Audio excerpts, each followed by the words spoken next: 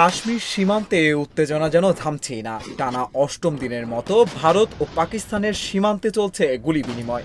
গত 22 এপ্রিল কাশ্মীরের পেহেলগামে ভয়াবহ বন্দুক হামলার পর থেকেই প্রতিবেশী দুই দেশের সীমান্ত অস্থিতিশীল হয়ে উঠতে শুরু করে। বৃহস্পতিবার রাতেও নিয়ন্ত্রণ রেখা বরাবর গুলি ছোড়ে পাকিস্তানের সেনাবাহিনী। তারা বিনা উস্কানিতে গুলিবর্ষণ করে এবং জবাবে পাল্টা গুলি চালায় ভারতীয় সেনারা। জম্মু ও কাশ্মীরের কুপওয়ারা, বারামুল্লা, পুঞ্চ, নওশেরা ও আখনুর এই এলাকাগুলোর সীমান্ত পোস্টে ছোট অস্ত্র দিয়ে গুলি চালানো হয়। তবে এই ঘটনায় কোনো হতাহতের খবর পাওয়া যায়নি। 24 এপ্রিল ভারত সিন্ধু জল চুক্তি স্থগিত করার পর থেকেই পরিস্থিতি আবারও উত্তপ্ত হয়ে ওঠে।